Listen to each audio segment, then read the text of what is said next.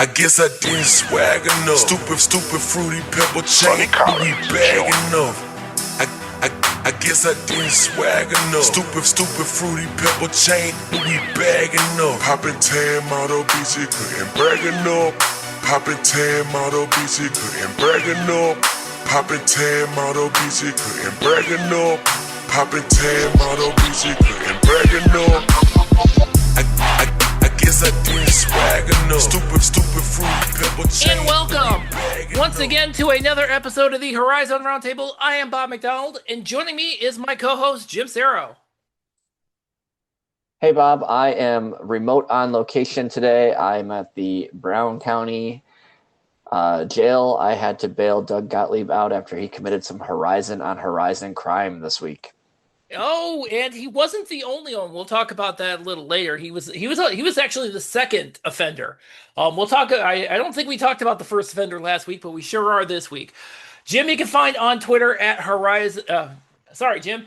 We can find you on Twitter at Jim Sarro. You can find us on the web at horizonroundtable.com. You can find links to all of our social sites and sites where podcasts are available at horizonroundtable.com/subscribe. You can actually also go to sign up for email alerts and our weekly email digest. Either one. And you don't have to worry about, whatever social media platform is glitching this week, because they seem to be taking turns now. HorizonRoundtable.com/subscribe. Become a patron. Patreon.com/HorizonRoundtable. Features are going to kick off. New features are going to kick off June 3rd. If you want to read any of them from last year, though, they're on Patreon right now. You can sign up for as little as $1. Go to patreon.com/HorizonRoundtable. And, of course, you can always donate to us at horizonroundtable.com/donate. And, Jim, to your point, yes, we are now at the point where it seems like we're near the end of the transfer portal window. So it seems like everybody who's bailed is gonna bail, I think. There's a couple out there that I'm not sure about still. To which I say, chop chop. You don't have that much time. And we'll talk a little bit about some of the folks who are leaving, and some of the folks who are coming in. Before we do that, Jim, I would be remiss if I did not mention who we will have on next episode. And that is our new commissioner, new Horizon League commissioner, Jill Bodensteiner, is going to be on next episode. So you absolutely don't want to miss that. If you have any questions, feel free to drop them in, feel free to, send us an email or horizonroundtable@gmail.com. I'm saying send us an email. Don't DM us, because if you try to DM us on Twitter, it will be a week and a half before you even get it. Because again, lots of glitchy. But yeah, we're having Jill Bodensteiner on. Yeah, I think that's going to be a great conversation to hear from the new commissioner, see what, thoughts she has on, elevating the league from this point going forward. Obviously, the league is strong in a lot of sports, and I've had a little bit of a resurgence here on the men's basketball side.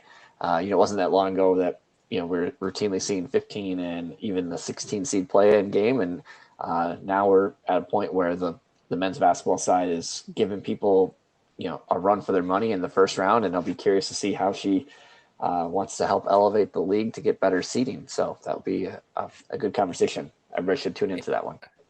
Exactly, because if I'm not mistaken, we're going to be the first people to talk to her. Period. I don't think anybody else has.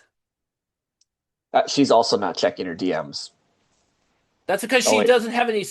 Believe me, she doesn't have any social media, and I'm not going to spend the entire time LinkedIn stalking her. That's just not going to happen, guys. Just not going to happen. I am better than that. Damn it. I'm better than that. Bob, question number one for Jill. How much healthier is your lifestyle than mine, because you spend zero time on social media?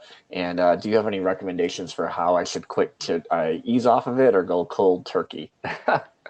I think you might. You know what? I feel like and by the way, if I recall correctly, this is also a question we asked Ben Howlett, because he also is kind of bereft of any social media. He does have an IG account, but it's not to his credit, probably does not spend. He really doesn't spend anywhere near amount of time on that. So good on you. I wish I had those kinds of habits. We'll have to learn. We'll have to get some. We'll have to get some pointers on that one. Unfortunately, I also don't think the pointers are. How do we get our whole entire thing off of social media so you guys are just going to the website every day? That would be nice. Even though you all should be doing that on a daily basis because we update the transfer tracker all the time, especially the last couple weeks. Yeah, it's been busy. It's been hopping, and we got last minute people coming in the portal here. I think a lot of that is probably, I would imagine some guys are aware of now who's coming into their programs, and then maybe looking and saying, hey, what I thought was an opportunity maybe isn't as much of an opportunity anymore, and kind of just Yeah. giving themselves that optionality to find a new home as opposed to waiting, seeing what the roster looks like, and then being like, oh, I don't fit here the way I thought I did. So Well, I bet we'll see you a know little who's not. flurry on the last day. Well, we were wondering if there was going to be a team that was going to have everybody transfer, and congratulations, Cleveland State, you're the winner. Winner in air quotes on that one. I mean, yeah, yeah. The second Ivan Spirov hit the portal, and by the way, I kind of chuckle because I posted on Twitter that Ivan retweeted his tweet about him entering the transfer portal, and then he follows us on Twitter. I guess better late than never. Hey, now we Hey, can you sign can up for see your what Patreon too. you could actually, yeah. Um, I'm a little concerned. By the way, I'm a little concerned about Patreon because I know that there are certain folks who are either that are connected to the portal in one way, shape, or form that I'm afraid that they may be exiting being patrons. Please don't. We need all of you, and we need more of you. Actually, what am I talking about? But yeah. Um, One thing that I do want to make mention of, however, before I kind of get into basically again, we'll talk about Cleveland State here in a minute, but one thing that did come up already is this idea of a fifth year of eligibility. I know we talked about this. I know Brody Robinson was trying to get an injunction that got denied. But I guess it's still on the table at the NCAA, but they're not gonna make. But it doesn't sound like they're gonna make any kind of decision until May, and they don't think that's gonna grandfather anybody else in. It's all kind of murky territory, and it does really affect a handful of outgoing Horizon League players, and may potentially affect some incoming ones too. Oh, it'd have a massive impact on incoming players because at some point in time, you don't want to be sitting there with open roster spots. Like, if No, we're in April, I think every coach would probably tell you if you're in May or June and still trying to fill out your roster, you're picking through maybe what's not the greatest amount of players. And so every team is more than likely to get to their 15 player limit ahead yeah. of when some of these players make it grandfathered in. So there would be a tremendous ripple effect of all of a sudden now guys who weren't necessarily supposed to be able to play are going to play, and you're going to see hmm guys who, basically get cut, get moved out, and to make room for those older, better, more experienced Like players. we So said last week, like we said last episode, that game of musical chairs. You don't want to get caught when the music stops and there's no chairs left. You definitely don't want to do that. no, Well, you as do of not. right now, Cleveland State has plenty of chairs. Although those are getting filled up pretty quickly, as it turns out. Because and I don't remember if we talked about this last week, but we do have had our first instance of Horizon on Horizon crime. And that's Alex Bruscotter. He's moving from Wright State and he's going to Cleveland State, which is awesome. That means Bruscotter can't torch Cleveland State next year. He'll be on Cleveland State's side. Yeah, he's a kind of an interesting player in terms of his size and his skills, and didn't necessarily carve out that big of a role for himself at Wright State, but they definitely have plenty of opportunity for him at Cleveland State to participate, Indeed. to be a major player for them. It seems as though Coach Summers is really adapting the bring guys home strategy. Yeah. They have a couple more Ohio-based guys, some A non-D1 couple. I guys. mean, everybody not named Dylan Foster because Dylan Foster is like the freshman, the who signed early. Yeah. He's the only one that isn't from Ohio. He's from Florida. Not incidentally, I have to point out, not only is he not only is he definitely making this roster Ohio centric because he's got a lot of guys from Ohio. A couple of Kent State transfers in Rayvon Griffith and DeAndre Jones. Plus, guys like Gavin Headings, who's a JUCO guy, another class of 26 kid, Braden Recruiter, who's up at Spire Academy. You know what? I can't believe I cannot believe Spire Academy. The name of that prep academy escaped me, even though former Horizon League player and assistant Jermaine Jackson Sr. was there for a minute, if I recall correctly, and I completely Oh yeah, spaced he on was the name definitely for there. a week. Spaced on the name for a week. Um, but you'll also notice one other thing, and yeah, because this is an obvious glaring issue for Cleveland State last year, is that they didn't have any size. They had no guys above 6'7". I think maybe I want to say maybe yeah. The tallest guy was Kivo St. Hilaire, and he was a freshman, and he didn't play all that often. Everybody else was 6'7" and under. Boy, have they fixed that. In fact, they've gone the opposite direction, Jim. It looks like Micah Bays and Dylan Foster are the only guys under 6'6". I think Rob Summers has officially implemented a no short kings policy. Yeah, they've definitely Which, by the worked. way, imagine my surprise when he's posting pictures of him and Bow Wow. What does no short kings mean, Rob? I just know this. They're gonna. All I gotta Definitely say is Bow Wow's joke now. I did not recognize him. I'm like, wow, like who's this like short guy who's like ripped up? And I'm like, oh, it's Bow Wow. Yeah, I had no idea. I saw that picture. I had no idea who that was. I didn't bother to figure it out. But with Cleveland State, they're definitely going to have a team that's certainly going to be all Greyhound. They're going to look good coming off the bus at a minimum. Now it'll be a matter of getting some of these guys to play. I think Rayvon is a good example of a guy who put up some interesting stats at Kent State, albeit not a Yeah, major. Whereas the other guy from Kent State, what's his name?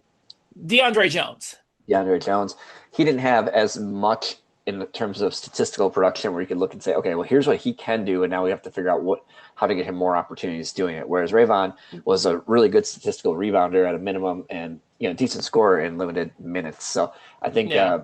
it'll be. Well, I think those guys suffer from the fact that they were playing behind Delrico Gillespie. Because that kid was a monster, as we saw against both Cleveland State and Kent State, against Cleveland State and Wright State.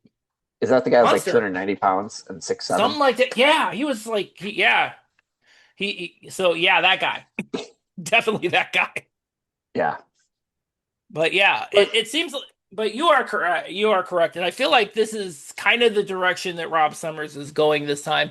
And it's funny because, I really thought that the whole focus of Rob Summers is being this kind of, for lack of a better word, big man whisperer. And it was weird that he didn't have any. Now he's got a bunch, which is awesome, by the way. Good news for us. In the portal, you pay by the inch, and big guys are expensive. Even big guys that haven't put up a lot of stats are commanding significant dollars in the portal right now. So you really got to be creative in where you're finding your big men and what you're willing to pay, because every 6'10" guy that's got stats is worth a couple $100,000. And at this level of college basketball, there's only so many couple $100,000 players you can have on your roster. I mean, I would imagine that most of what we're going to see for most of the league when it comes to big guys is guys who haven't proven anything but have potential, as opposed to guys who are proven 10-8 guys or whatever. A 10-8 guy is worth a lot more money than what the Horizon can afford. Can't really argue that point. I mean, you really can't. But living here in Wisconsin, as an example, the Badgers just brought in a guy from I think the MAAC conference. I can't remember his the name. Mock. Yeah, which is apparently not going to be the Mock anymore soon. So he rebranded, but I think it's where he was from, and he averaged like 5 points and 7 rebounds a game. That's the Badgers in the Big Ten. A team that's had really good historical success, and they're bringing in random dudes because the really good big guys are super expensive. True. Very true indeed. So, um, yeah. And I'm not surprised by that at all. I mean, this is gonna, the guys with the money are collecting, basically been collecting big men. I mean, that's kind of the way it's gone, and that's I don't know if that's such a new thing when it comes to the Horizon League. I mean, we have the Horizon League has always been a pretty guard heavy league to begin with, so it doesn't really surprise me all that much that the bigger guy, even the some of the bigger guys are going to end up finding new homes first. Although I got to point out, in the case of this year's Horizon League, that's not actually happening per se. Seems like the guards are finding new homes first. Like, for example, most recently, Corey Hadnot and T.J. Birch. Hadnot's heading to Houston, and T.J. Birch is heading over to Utah. So Yeah, so they can keep playing each other. Aren't both those teams in the Big 12, or where's Utah playing these days? I believe, yes, I believe that Utah is back in the Big 12, if I recall correctly. So yeah, they'll be seeing each other on a regular basis anyway. I like the fit for Hadnot there in terms of, Houston had for a long time been a really great defensive team and not so good offensively. And so they still have those roots, but they've really worked to upgrade their guard play to be able to get easier buckets. And Oh, Hadnot, absolutely. while Hadnot's on the smaller size, he is a bucket getter. And now, yeah, you don't expect him to get 20 a game. Like if anybody's thinking, okay, they paid him whatever amount of money and he's going to score 20 a game, no, but he's probably an 8 to 12 point per game scorer at that level, and Yeah, somebody that takes a lot of pressure off of the rest of their players offensively. So I like absolutely. that. I like that. Birch, I don't know much about Utah in terms of, anything really. I think they have an NBA assistant as their coach now, but that's a program that really hasn't been that relevant of late. I mean, you go way back in the day when Rick Majerus was there, and they were, routinely getting, the Andrew Bogut type guys and getting deep into the NCAA tournament. Now, I don't know much about them, so I would imagine there's opportunity for him to play.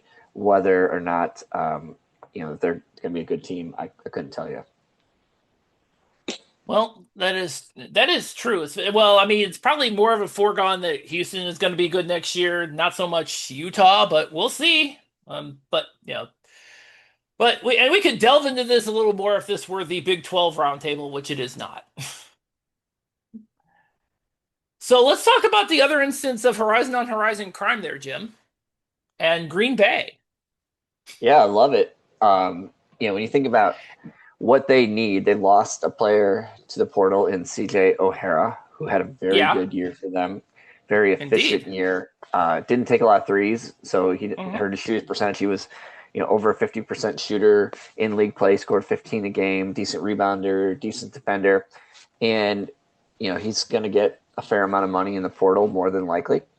And you go out and you get a guy who is probably on the level of CJ O'Hara in terms of just raw ability.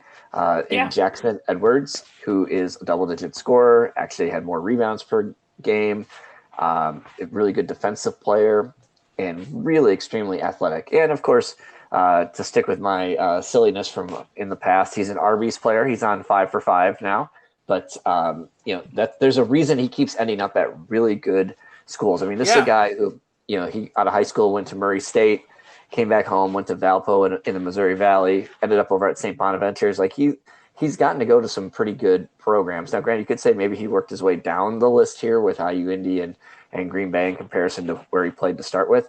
But I can say this: if you're Green Bay in his career has played him 3 times, once at Valpo and twice at IU Indy, and he kicked their butt 3 times. So if anything else, True. if you can't beat him, join them. Yes, Or the other exactly. way By around. the If you can't stop them, go get them. Yep, absolutely. Yeah. I think it seems like Doug Gottlieb is also telegraphing these types of things with his "I drink your milkshake" gifts. Love it. I think that's a I believe perfect. he's playing into the Horizon on Horizon crime a little bit. Oh yeah, for sure he is because Love it. he dropped one of those when Milwaukee got the Milwaukee center transferred to Green Bay on the women's side. Jory, I think is her something or other. Jory Pualda, yes, Yeah, Jory I don't know how Pualda. to say her last name, but he dropped one of those on that, and I was like, "Oh, like that!" And they dropped it again, so you knew it was Horizon and on Horizon, and maybe potentially I thought maybe it was UWM on Green Bay Crime, but we'll settle for Horizon on Horizon.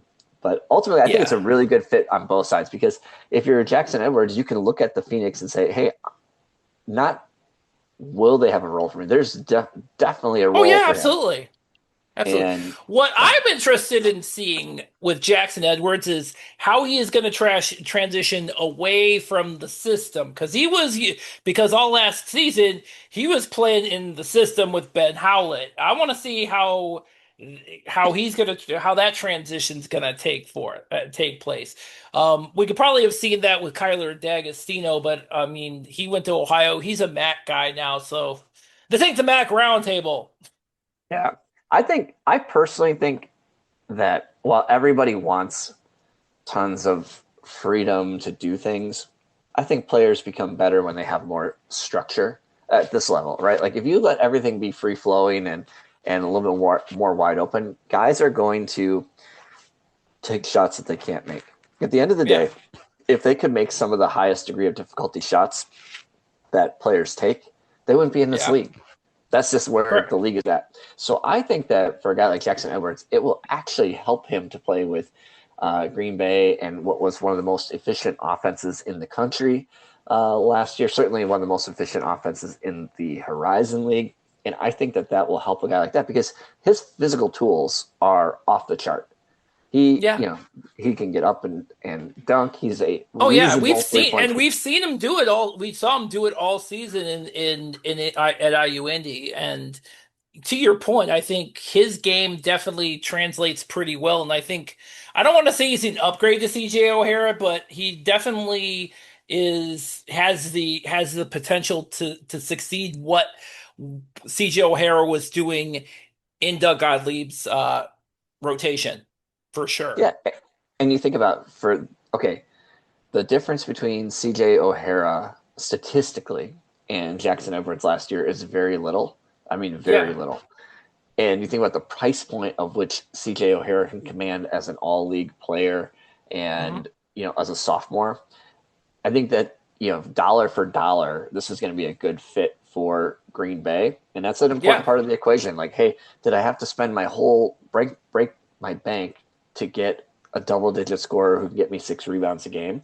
Or did I have to Yeah. spend a reasonable amount for the mid major level to get a guy that can do about the same amount of production? Maybe not exactly perfectly the same, or maybe he's not exactly as patient. I mean, CJ is like one of the most patient players I've seen. He's so good in the lane at Oh finishing with his yeah. creativity and his footwork. I mean, he was the cutter. I mean, when he got to the baseline and they found him, he was able to finish pretty much all the time. And Yep, that was a great weapon to have last season. yep. And I think that Jackson Edwards can do a lot of that, hopefully. So yeah, good start. And then for Green Bay, obviously, they had a little bit of success on the big man front. They went out and got a D3 All American Going from to the Calvert. D3 well again. Hey, it worked really well. It worked really well with Justin Allen. Might as well find another guy like that. And this guy, Jalen Overweight, just happens to be a D3 All American.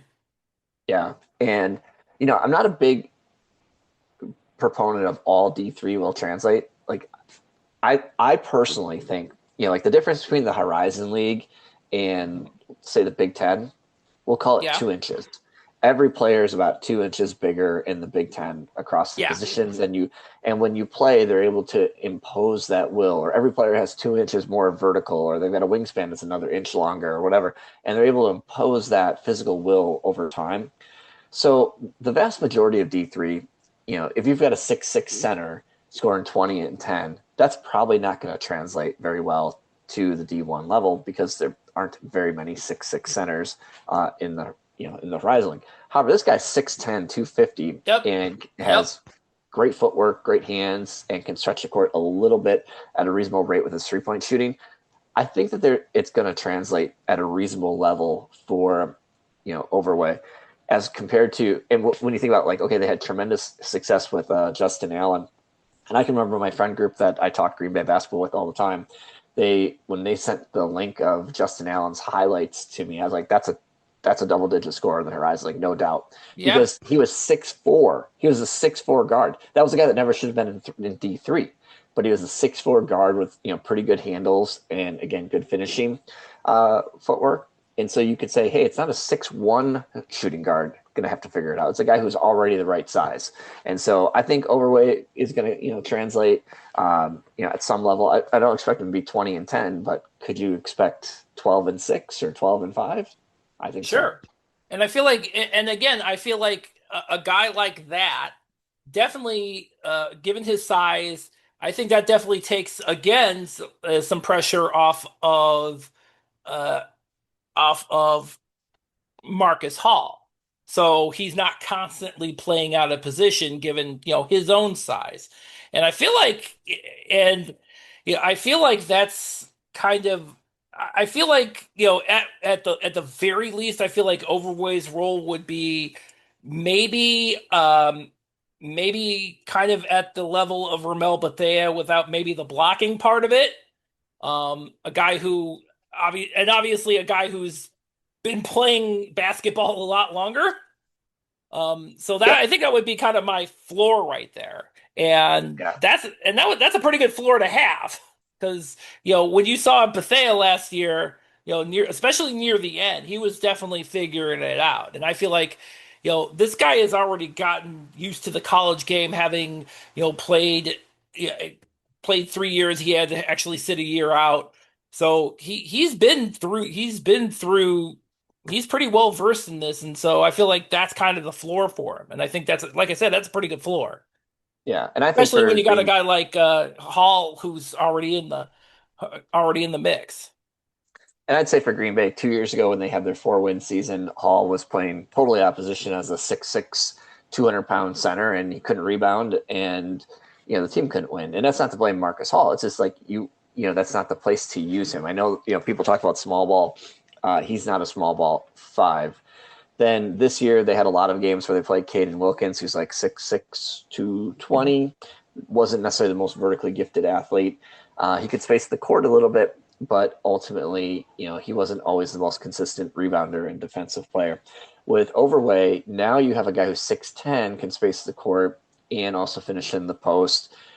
He gives them somebody that can match up, or makes teams match up with him as an example. But like, think about the best big man in the league returning is probably Kellen Pickett. Yeah, You got a guy size wise that you can put in there. I think Pickett's more bouncy, but at the end of the day, you got a yeah, guy that's size he's wise. definitely more bouncy for sure. Yeah. But for Green But Bay, you talked about what Cleveland State's working on, bringing in some big yeah, guys, yeah. getting some length. Well, yeah, don't So they? Don't doesn't Green Bay have another 7-footer coming in?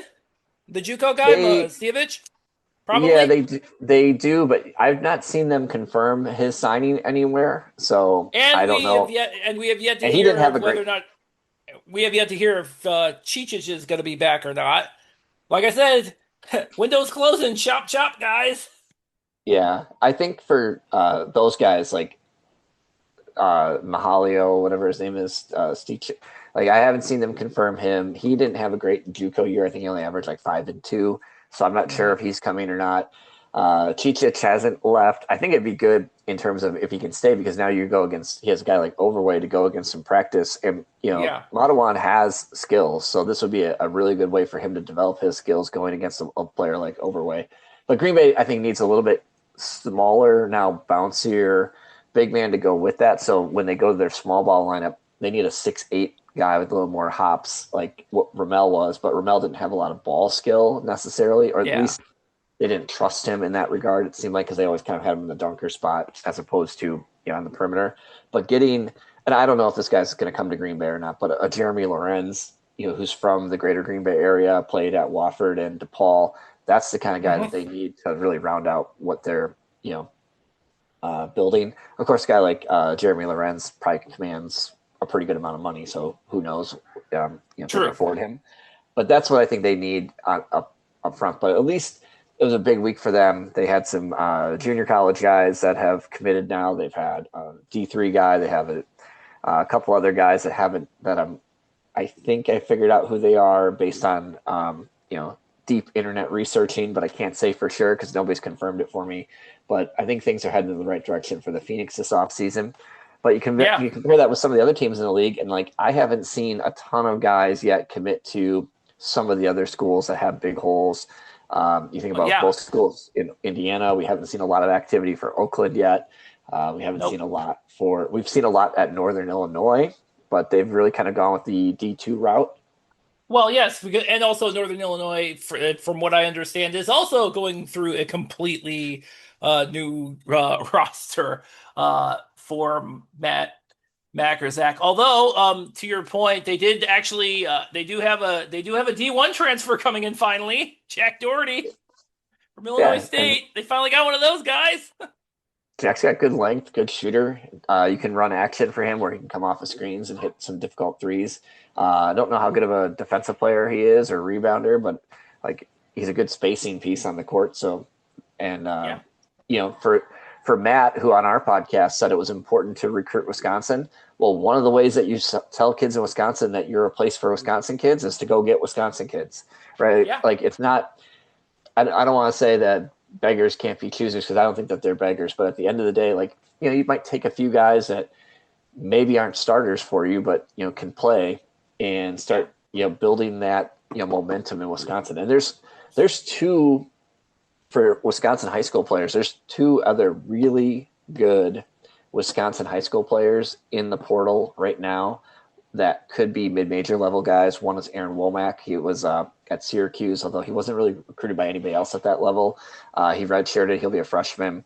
And then the other was not Amari Allen, Davion Hanna, who went to Alabama. He was a top 50 recruit, but basically didn't play and then redshirted the season. So there are guys out there that you got to kind of if you want to get them, you got to be in the business of getting Wisconsin kids. So Yeah, absolutely. All right. I want to talk about Detroit's Mercy mostly because of the fact that this week they announced everybody who's coming back. And it's quite a few people. They've got Lance Stone, Tyler Spratt are definitely coming back. Aiden Carter got hurt, but he's coming back. Xavier Stoneman Monroe, he played a little bit. He's coming back. And Lennon Maiden is coming back. So those are some pretty good pieces coming back, especially Stone and Spratt. yeah, Spratt had a really good year. I know that hurts I your heart. really thought the way that Spratt played this year, I was convinced that he definitely would get some interest in the portal if he went. I was convinced of that, but he's staying. Yeah, That's a good thing for them. I think now it's easy for me to say because I'm not a 20-year-old basketball player, but the real money in all this is for the guys who put up the 20-5 season and then turn Yeah. that into a P4 level, signing. Moving up from like the Horizon to the MAC as an example, you might get paid a little bit more money, but the kind of money that you're really looking for is I dominated the league I'm in, and then some school that's printing money in the SEC or some private school in the Big East comes calling and says, here's $1 million a year. That's where I think you want to kind of get to is figuring out a way to say, hey, how do I get in a spot where I can absolutely dominate? And for Tyler Spratt, and I'm not saying Lovejoy was inhibiting him in any way, shape, or form, but there's opportunity. Oh, not even close, because Spratt went off quite a few games this year. Yeah, but now there's even more opportunity. Oh, yeah. Because Orlando Lovejoy, one of the things he was so good at was getting into the lane himself. And whereas Lance Stone as the primary ball handler is a really good spacer with his three-point shooting and a good distributor. Because of his size, he's not necessarily always able to finish in the lane. So I think Spratt could have a big year. And, the other piece is like the 7-foot guy that they, were able to retain. He's incredibly raw. I talked to one of their really connected fans down in Indianapolis that they were trying to, there's kind of like some thought around, hey, a program needs to be put together for him because if he figures some things out, he's got skills and he's athletic, but, kind of putting that all together. So I love that he stayed. And, too often I think we see young guys, not put up any stats or not get that much run. And they're like, oh, I'm bouncing. And for him to say, hey, I'm going to stay here and develop, I really love to see that. And again, with Legend Jeter graduating, there's opportunity, again, Yeah, for a big man, because they did play a lot with the two big man setup where they had both London Maiden and Legend Jeter on the court at the same time. absolutely, absolutely. And I feel, yeah, to your point, you're absolutely correct in that regard.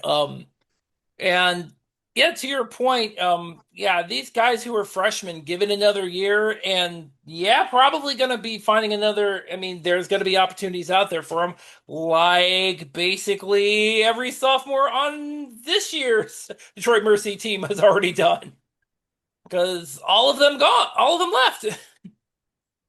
Yeah, we saw Callum Bay landed this week. He's at He St. did. Bonaventure, which is He did indeed. that's close to his Hey, you Canadian know home. what? I am disappointed I didn't see a Waj bomb on that one. Come on, man. You're the GM of Well, St. Bonaventure. This is a Waj bomb worthy thing, dude.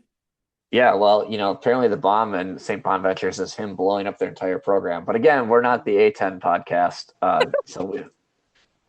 but every article you read is Whoops. basically how he's created a mess out of something that wasn't a mess. So we'll see. I guess though. But yeah, that's no, but yeah, you figure you're gonna find you figure that Nadeau's gonna find the landing spot shortly, and so will Nate Johnson too. So, but yeah, I mean.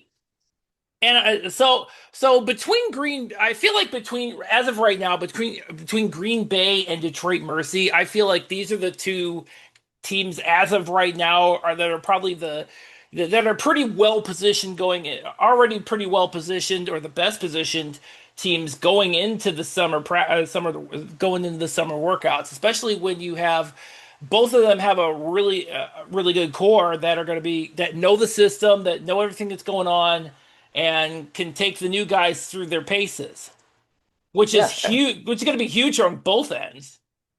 and it's one thing to have retained, bench guys, but those teams retain some starters. And in Yeah, today's day and age, like Marcus Hall staying at Green Bay, that's big. And the guys that ended up staying at Detroit Mercy, you know, they got some those are big victories. Whereas compare that to most of the other teams in the league weren't able to retain any key pieces, unfortunately. yeah, Um, yeah. a few. Obviously, Kellen Pickett Well, to stayed, and be well, to be fair, I mean, well, if you look at it, and if you look at it from a realistic standpoint, the bottom three teams are the ones who lost the most players. So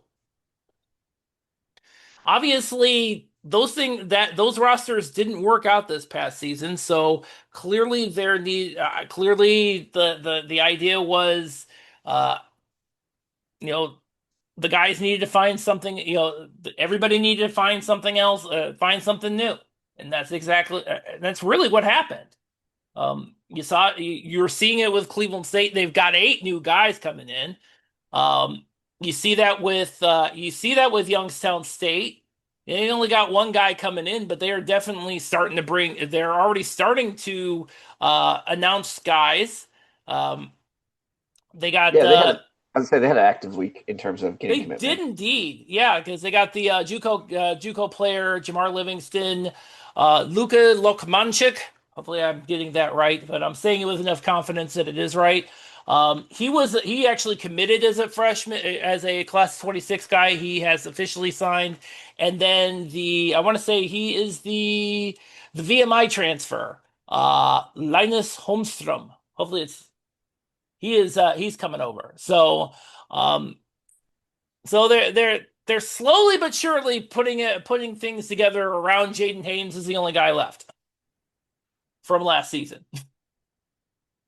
And that's kind of where we're at this point. I feel like this is going to be and yeah, I feel like we have not heard anything too much about IU Indy yet. That one's making me a little nervous. Yeah, I know they've had I think they had one or two, if I remember correctly, on what I They saw had on Verbal. Antoine Arnett is the no, I mean Antoine Arnett is kind of the only guy who's come in as of yet. The Yeah, the the would they keep like two guys, maybe two or three? Reese Hagee and Cameron Tinsley are and then they got a walk on Garrett Seaver coming in. But yeah, Got it. that's all they got. Um, oh, I do like speaking of and yeah, there's Robert Morris, who has like twice as many people as I'm used to seeing with them. Yeah. Because they all kind of, I think they all pretty much announced Darius Livingston, Eddie Cook III, Samuel Benjo, Tazir Smith. They're confirmed. I still cannot confirm whether or not Cam Wilds is coming back. Still haven't figured that one out. But they did bring in Ace Valentine, who is the point guard coming from UMBC. Yeah, that seemed like a pretty good. I feel like Uh, that was a really good pickup. yeah, that seemed like a pretty good one when you're, kind of evaluating like, okay, are they putting up numbers on a decent team? And it seemed like that guy was one that you're like, all right, that seems pretty legit for the Horizon League. Yeah. Yes, indeed. Absolutely. I do. And I do like that as I say, pickup, and I feel. for Robert Morris, I also like that you think of some of the younger guys that did well, but didn't, kind of came on stronger as the season came along. Like, Yeah, to that's true. I like that they retained those guys. I think that that's smart for those guys. It could be so easy for them to be tempted by, $54 or whatever to go, to the Atlantic 10. But I feel Mhm. like the payoff for a guy like that is, having a 17 and, 5 season or whatever for Robert Morris this And year. And they're then pretty do, well, and those three guys, especially Darius Livingston, is definitely well positioned for that. yeah, to And do what Prather did. yeah, absolutely. And Prather's at Ryan Prather's at Iowa State now. I think And I'm we talked sure about that last week. I don't think car dealerships are open on Sundays, but I'm guessing he's busy shopping because he probably got paid a fair amount of money. Yeah. Um. Yeah. So Wright State, I'm a little. Yeah, I don't know what's going on with them. Because I don't, they really haven't talked about who else is coming in besides the class 26 guy, Noah Lewis, and we know that Kellen Pickett is obviously coming back. Um, there was a story in the Dayton Daily News where basically Clint Sargent only talked about Kellen Pickett because he wasn't sure about anybody else. And sure enough, like an hour after that posted, Solomon Callahan hit the portal. Yeah, that's So a yeah, tough loss because that's a guy that probably would have had a massive season for the Raiders had he returned. Because yeah. is Holden the only other guy that's kind of confirmed that? And I think we've heard from No, Holden. did we hear from Holden? I I believe guess he I believe I he get put out that he was staying at one point in time, okay.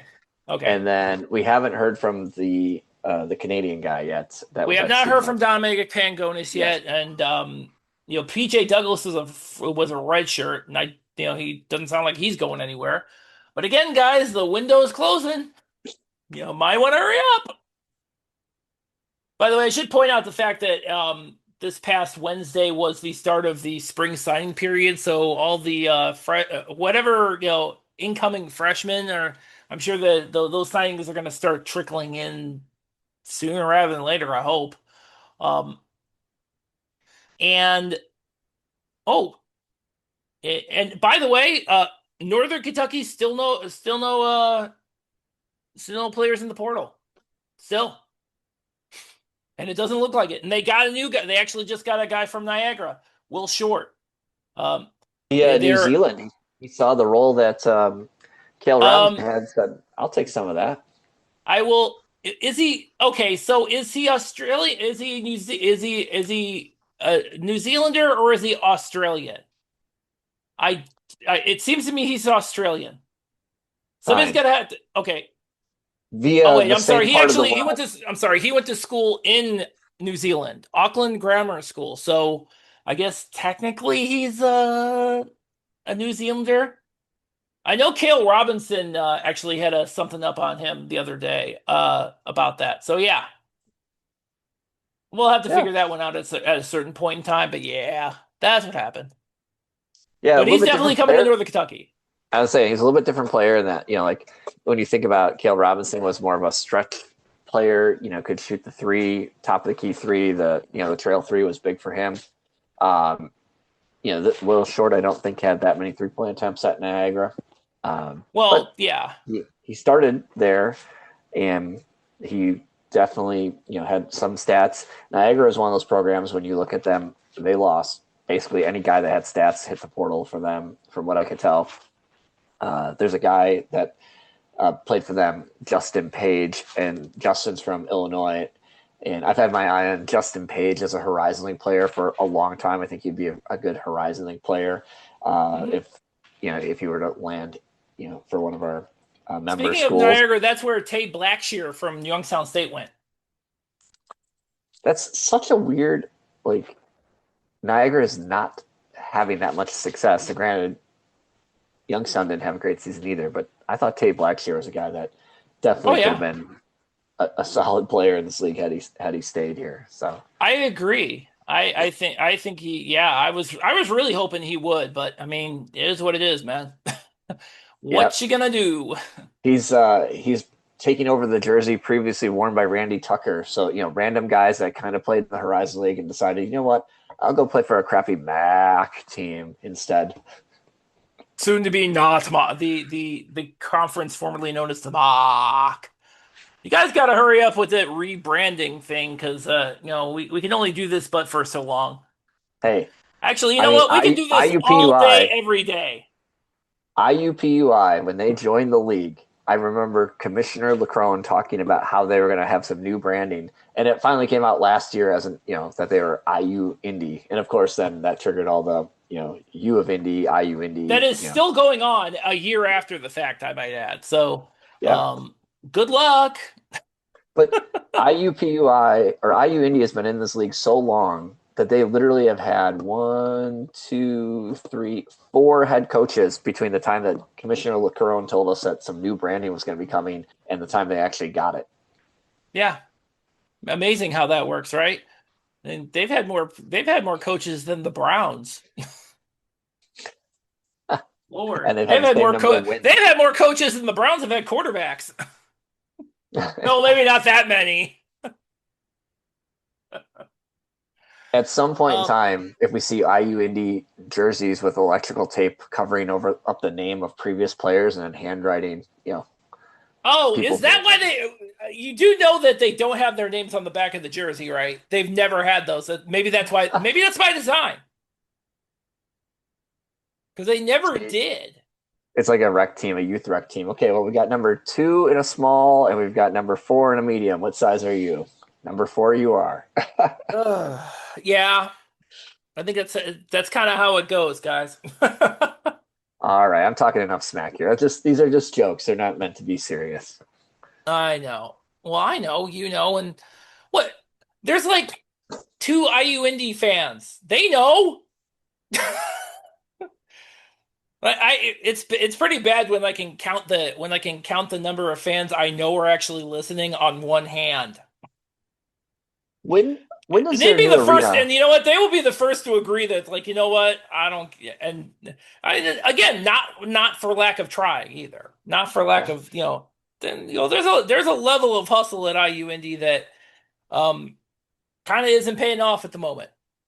Maybe When does soon, their new building open? I know that in today's day and next age, building season, I I believe. say they don't mean as much as they used to, but I still appreciate the commitment level from the Jaguars, with that. And Yeah. I think Coach Howlett obviously, that this season had to be tough on him because he's been winning at a high rate prior to Oh this. yeah.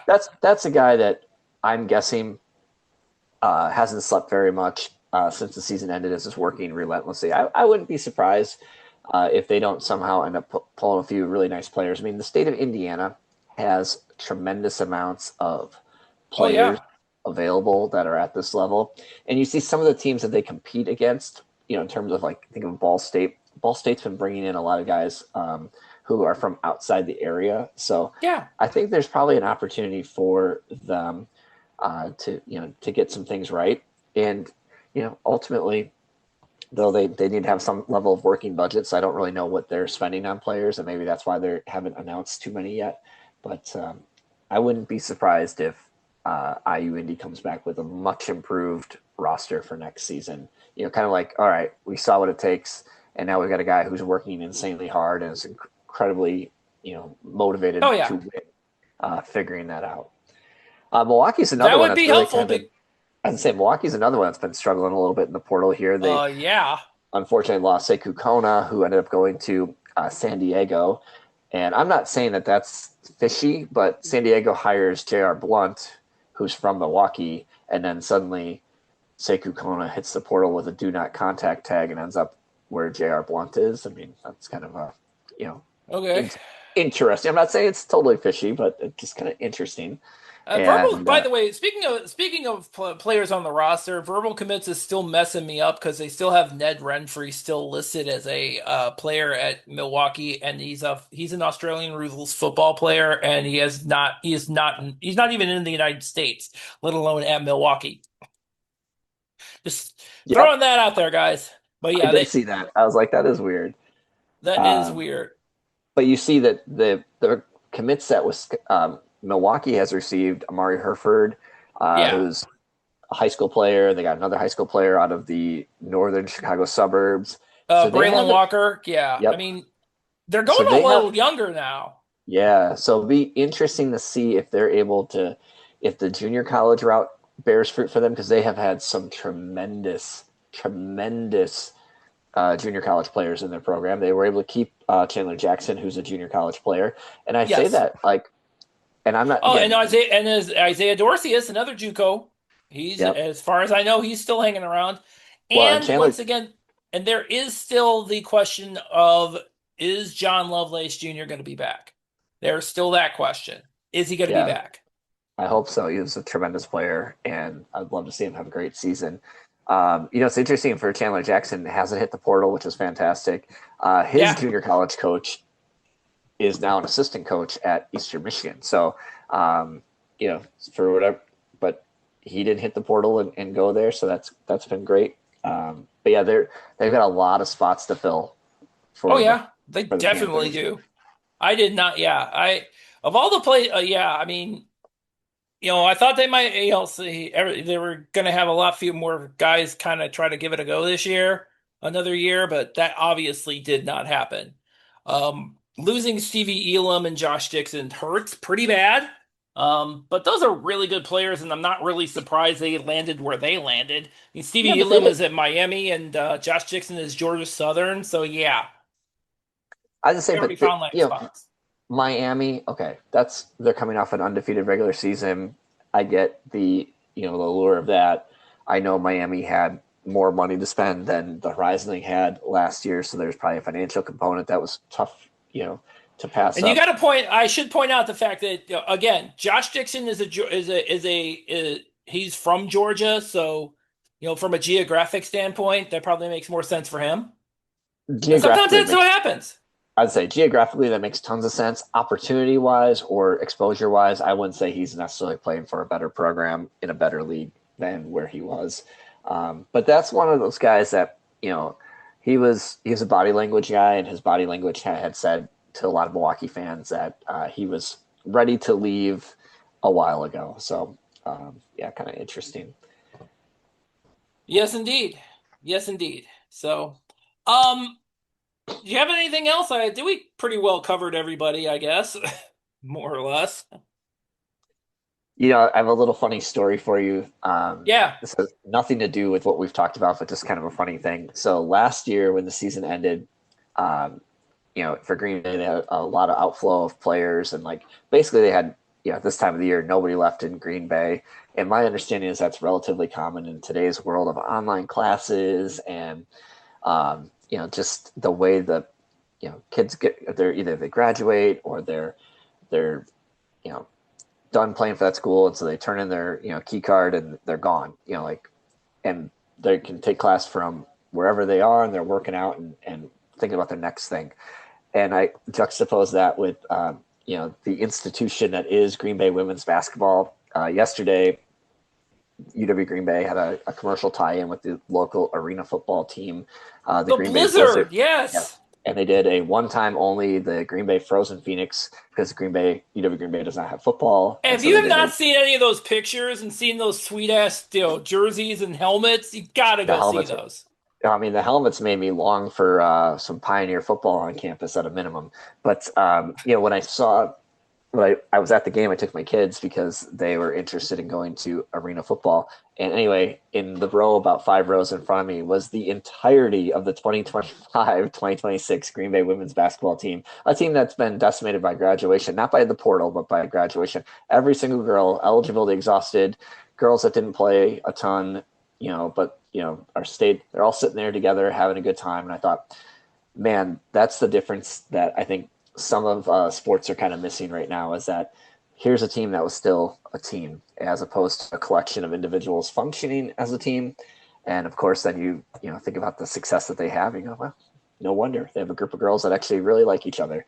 And so whatever happens in this off season, the key isn't necessarily just how much can you spend, but can you spend it on the right kind of people that are going to get, be able to mesh and make a team. And we'll Yeah. see in the coming weeks as they start to round out and start to, land more and more pieces what we get. But I'm excited I for think the that's going to rest of be, the and to offseason. your point, I feel like for some of these teams that are, the turnover is happening, I feel like that is going to be the ultimate test of, some of the coaches that we have within this conference, where if churn is roster churn is kind of the deal, you're going to have to adjust to that. And, you know, a guy like Andy Toole, he's already done it I feel like he's cracked the code. I thought for sure Ethan Faulkner had, but last year was not a good example for him. I mean, and Well, but and we Ethan, also then we now have to look at we also have to look at Cleveland State and IU Indy in that mix too. And so guys like Ben Howlett and Rob Summers are going to have to look at, and we're going to have to start evaluating them, based upon, you know, if this roster churn is going to be uh, a regular occurrence, as it has been with as it has been with Youngstown State, as it has been with Robert Morris, how do it's you interesting. stack up compared to them? Well, when you think about this, Youngstown, I said this before, I thought they played like five guys wearing AirPods. Like there was no communication. They were just all doing their own thing. And obviously they did not crack the Which is code this amazing past. because the year before they only had two holdovers and they didn't have a problem. They actually did very well and made it to the championship game in the conference tournament.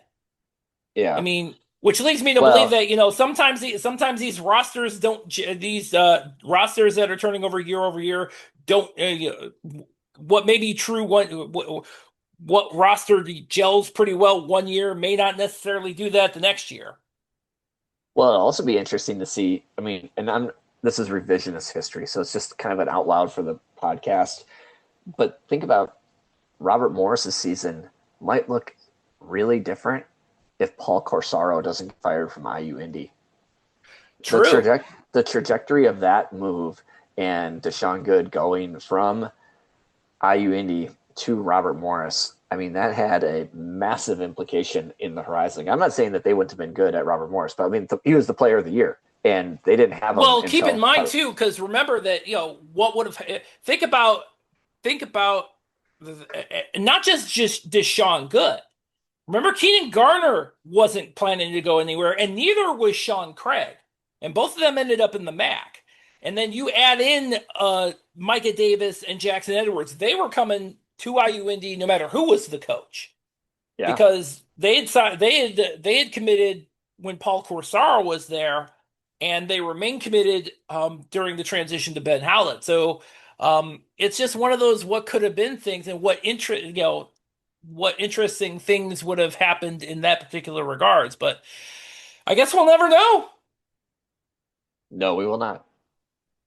Yeah. So maybe we'll never know, and maybe we'll know more during the trial. I'm not waiting that long. I'm just assuming you guys are going to settle whatever you're settling and be done with the day, done with it. Nobody's waiting until next August. Just nobody. I'm not waiting until next August. I'm just going to I've assume already lost. it's done. I've lost interest in it already. I have too, and I'm the one who's been, looking this crap up every other day. Yeah, Ugh. you when you I'm say not. the This is one, not. that is a This. accurate statement, Bob. You are the one, capital one. I'm glad you brought that up because we're going to close the podcast out on this one because, I don't think Jim, I don't think I've made it a secret that I don't want to do this forever. I will. If that ends up happening, that I end up doing this forever, I will. But this is actually something that has come up, and I know that this is a point of contention. I mean, Jim, let's be honest. We are not everybody's cup of coffee. We're just not. Um, and that's fine. I'm good with that. This actually stems from something that happened a little while ago, was because Drew Gentile, who is over at Mid Major Madness, he actually also put together a transfer tracker on a Google sheet. I do encourage all of you to go see it because he actually puts the JUCO transfers on there, and we're not doing that on ours. Just throwing that out there. But there's a little bit of a point of contention about that, like because some of the guys supporting him were pretty laudatory about him and being the Horizon League guy, and like, yeah, he is their Horizon League guy. Of course they're going to say that. Of course they're going to do that. By the way, Drew, check your if you're listening to this, check your DMs because I want you to write a feature for us too. By the way, I'm not making a secret of that either. But some of our fans, they had a problem with it. I didn't have a problem with it, of course. Um, and I feel like there does need to be, there are people who just straight up would rather have, needles shoved in their eyes than to visit our website or, listen to anything on our podcast. And that's okay. I'm okay with this. It comes with the territory. We've been doing this podcast for over a decade. There is a there's a healthy amount of if you don't have a healthy amount of detractors, fine, okay, you're obviously you're living under a rock basically. But what I don't understand, what I do not understand, Jim, and I've never understood this, is that if there is enough venom towards us, then I'm curious as to I've never understood just having, not liking us, but then at the same time not pursuing a an alternative, a competitor. I get we're it, but if you don't like us, I'm sure that there are other people who have just as good abilities as us, and some of them don't like us. Hi, Chris. Go for it. In fact, I would be more than happy to say, here is our competitor. If you don't like us, go to them. The floor is yours, guys. I'm good with that. We're still going to be here. But if you don't like us, I mean, I'm sure there's something else that could be done. I am certainly not. I welcome the competition, honestly. Just do. I know the analogy I'm about to draw will be like, okay, nobody cares about two billionaires, but I saw that Blue Origin landed their second rocket ever, even though SpaceX has landed thousands of rockets. But at the end of the day, more is better, and more coverage of the Horizon League is better. It is. What different Absolutely. perspectives is better, and I love that people care enough about the league to keep track of it, whether that's Horizon Roundtable or anywhere else. The more people talking about the league, the better. The more it's not a niche-y, weird thing, the more that people perceive it to be a good league where good basketball is played, the better. Yeah, absolutely. I do want to bring up one other challenge too, by the way. If anybody is, because Jim, if you remember back in the day, it wasn't that long ago where we had a lot of different. The Horizon League had a lot of different, fan sites, as you know well. Fear the Phoenix is still out there. I do know that Brian is still doing his thing over there. But yeah, there were a bunch. And now they're all just outside of Brian, they're all pretty much gone. Yeah, there's like message boards scattered here and there. But here is my challenge to all of you. I understand with the advent of, places like Reddit and social media is a thing. But you know what?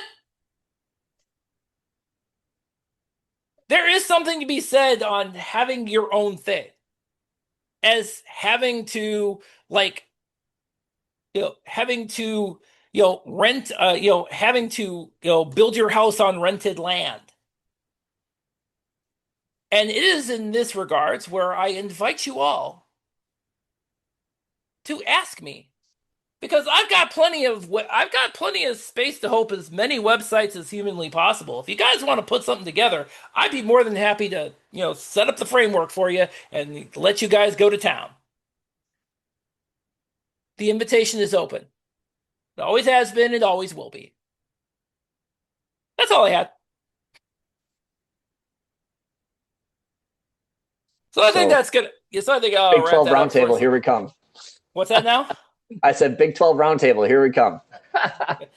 No, but yeah, but there might be something there that probably won't happen. But I will say this: there might be something else else coming down the hopper that hopefully we can announce here sooner rather than later. But I don't want to jinx it because I don't think I'm in that mental state. I want to get to Jill Bodensteiner's interview first, and then we'll talk about other stuff. So until then, and that's next week, horizonroundtable.com. That's where you can find all of our articles, all of our podcast episodes. Kyle Rossi did a 3-part series on new Cleveland State head coach Bob Dunn. Go read that. Go read all 3 of those if you haven't already. You can pull us up wherever podcasts are available. You can pull us up on your Amazon or Google devices. So tune in next week. We are talking to the new commissioner. Until then, thank you all for listening.